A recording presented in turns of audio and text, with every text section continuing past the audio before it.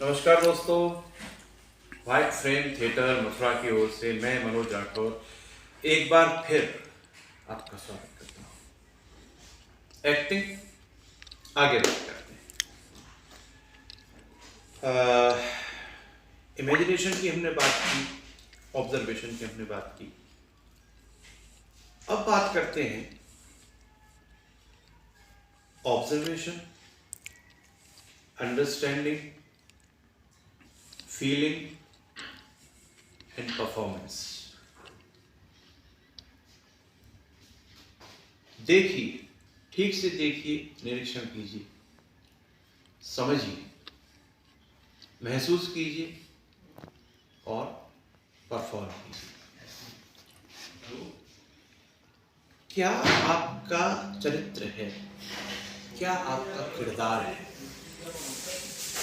समझिए कि आपका चरित्र है मजदूर का। तो मजदूर को देखें, जो वास्तव में मजदूर है उसको ठीक से देखें, अच्छे से देखें। वो कैसे खाता है, कैसे पीता है, कैसे उठता है, कैसे बैठता है, कैसे कपड़े पहनता है, कैसे बाल काटता है। और इन सारी चीजों से अलग, क्योंकि ये सारी चीजें बाहर की हैं, बैठना उठना, खाना पीना, देखना। अंदर की चीज क्या है? उसकी साइकोलॉजी, उसका मनोविज्ञान, किस तरह से वो चीजों को महसूस करता है, इसको ठीक से ऑब्जर्व करें। फिर जो आपने ऑब्जर्व किया उसको ठीक से समझें। अब समझना और ऑब्जर्व करना भी अलग बात है, हालांकि दोनों मिली भी हुई है। पहले देखें, देखने के बाद समझें और समझने के बाद महसूस करें। आपने मजदूर को देखा, आपने मजदूर को समझा, अब उस मजदूर को अपने अंदर महसूस कीजिए। जो बात हमने की इमेजिनेशन की, कल्पना कीजिए कि आप मजदूर हैं और उसके बाद परफॉर्म करें। Observe, understand, feel and perform. अभी बड़ी अच्छी फिल्म आई थी मट्टो की साइकिल, हमारे दोस्त हैं मोहम्मद गनी, उन्होंने डायरेक्ट की थी और प्रकाश झा साहब हैं, उनकी प्रोडक्शन कंपनी की वो फिल्म थी। और प्रकाश झा साहब ने उसमें मजदूर का कैरेक्टर किया था। वो फिल्म अभी रिलीज हुई है, बनी थी करीब 3 साल पहले। और उस फिल्म के बनने से पहले झा साहब अपहरण, गंगाजल और जय गंगाजल और राजनीति, आरक्षण, बहुत सारी बड़ी बड़ी फिल्में बना चुके थे। लेकिन उसके बावजूद जब झा साहब को मजदूर का कैरेक्टर करना था तो वो करीब 1-1.5 महीने पहले, शूटिंग के 1.5 महीने पहले मथुरा आए और यहाँ जाकर के वो मजदूरों के बीच में जाते थे, ऐसे ही जाके बैठ जाते थे, उनके साथ बैठकर बीड़ी पीते थे। ऑब्जर्व किया 1-1.5 महीने उन्होंने मजदूर के किरदार को, फिर महसूस किया, फिर परफॉर्म किया। और अगर आप ये फिल्म देखेंगे मट्टो की साइकिल, तो आप देखेंगे झा साहब पूरे के पूरे मजदूर दिखाई देंगे।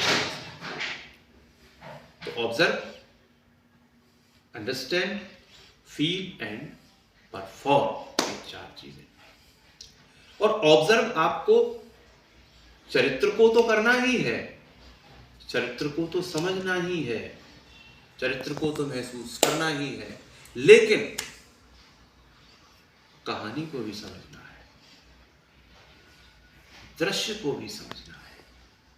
वो कहानी थी एक मजदूर के संघर्ष की। एक छोटी सी साइकिल 20 साल वो बेचारा चलाता रहता है, नई साइकिल नहीं ले पाता, जैसे तैसे नई साइकिल लेता है, इधर उधर उधार करके पैसे जुटा के तो उसे चोर छीन ले जाते हैं।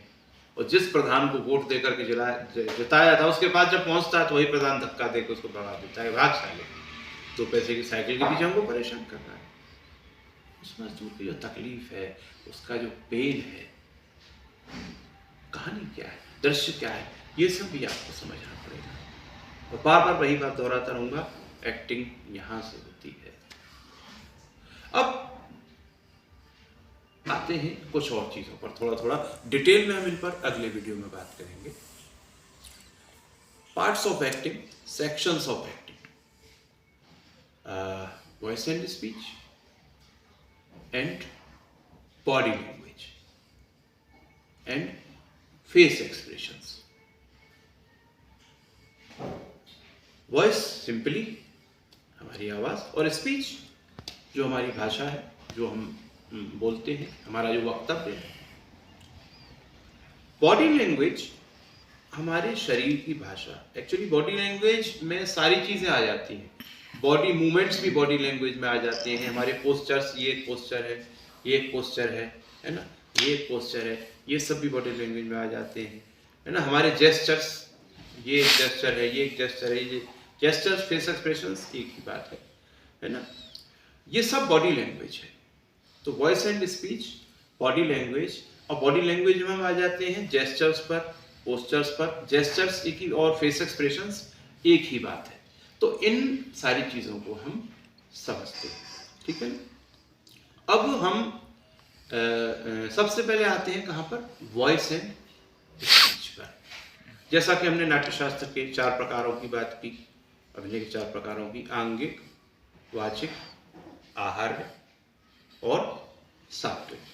तो अभी हम यहाँ किन की बात कर रहे हैं, किन 2 पार्ट्स की बात कर रहे हैं, आंगिक की और वाचिक की।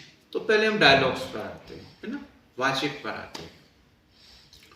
अब फॉर एग्जाम्पल कोई डायलॉग लेते हैं, मैं और मेरी तन्हाई अक्सर ये बातें करते हैं, तुम होती तो कैसा होता, तुम इस बात पे कितना हंसती, तुम इस बात पे कितना हैरान होती, तुम ये कहती, तुम वो कहती, तुम होती तो ऐसा होता, तुम होती तो ऐसा होता। मैं और मेरी तन्हाई अक्सर ये बातें करते हैं। तो अब ये डायलॉग्स थे। अब इसमें दोनों चीजें हैं, वॉइस भी है, स्पीच भी है। वॉइस का अपना मॉड्यूलेशन है, अपना उतार चढ़ाव है। स्पीच की अपनी एक क्लियरिटी है, अपना एक फ्लो है ना। अब मैंने ये डायलॉग बोला, तो जो डायलॉग्स का मतलब था उसके अकॉर्डिंग मेरे चेहरे पर एक्सप्रेशंस भी आए, है ना। मेरे हाथों ने भी मूव किया, ऐसे भी पोस्चर हुआ, ऐसे भी हुआ, ये अपने आप हो रहा था। जो सिंगर होते हैं, अच्छे सिंगर जो होते हैं, जब बात करें हम किशोर कुमार की, मोहम्मद रफ़ी की, लता जी की, या करंट में हम बात करें तो अरिजीत सिंह, कुमार शानू, सोनू निगम, ये जो रेंज है। तो सिंगर आपको दिखाई तो नहीं देता स्क्रीन पर, तो आपको एक्टर ही दिखाई पड़ता है। लेकिन सिंगर भी जब गाता है तो डायरेक्टर पूरी उसको सिचुएशन समझाता है कि ये गाना है, इसमें ऐसे ऐसी सिचुएशन है, इसमें ऐसा ऐसा होगा।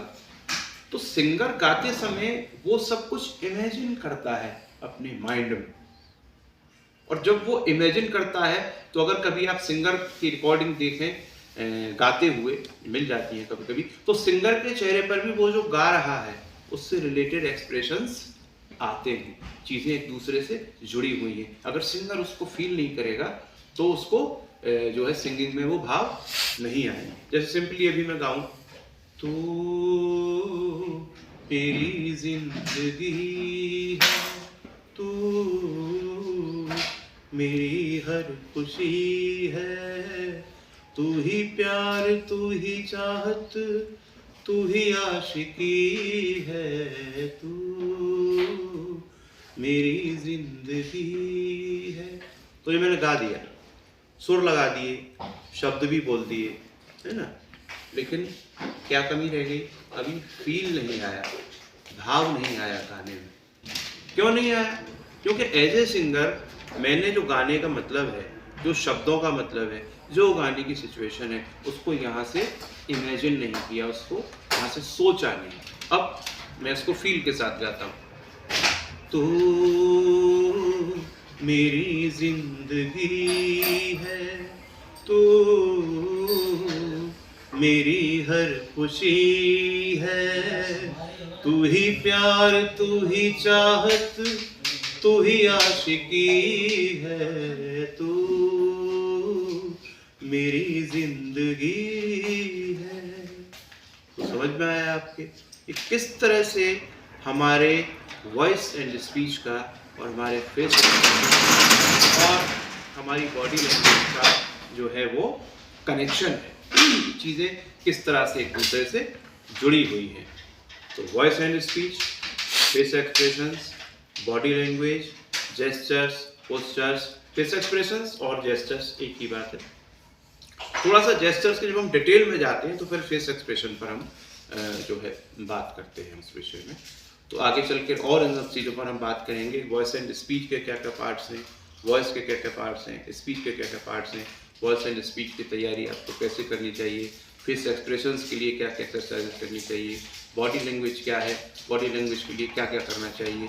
तो नेक्स्ट वीडियो में हम इन सब चीज़ों पर बात करेंगे। और ये हमारा दूसरा ठिकाना है।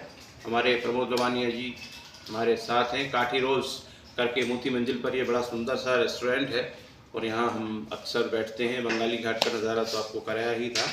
और प्रमोद जी थोड़ा सा आपको यहाँ का नज़ारा दिखाएंगे। हमारे भैया भी बैठे हैं, ये भी बड़े क्रिएटिव व्यक्ति हैं और मास कम्युनिकेशन में उन्होंने कोर्स किया हुआ है, रेस्टोरेंट रन करते हैं और घंटों हमारी इनसे जो है बात होती है। तो मैं अब आपसे विदा लेता हूँ और अब प्रमोद जी आपसे थोड़ी बहुत बातचीत करेंगे और आपको हमारे इस पसंदीदा रेस्टोरेंट की यात्रा कराएंगे थोड़ी सी। और ये देखिए हमारे वर्कशॉप का भी पोस्टर यहाँ अभी तक लगा है। ये हमारा वर्कशॉप हुआ था, अभी कंप्लीट हुआ है 4 तारीख को और अभी फिल्म फेस्टिवल की हम लोग तैयारी कर रहे हैं। हमारे दोस्त देव फौजदार और हम सब मिलकर, देव भी मथुरा से हैं बेसिकली। तो ठीक है दोस्तों, प्रमोद जी से बात कीजिए। अगले वीडियो में हम फिर मिलेंगे।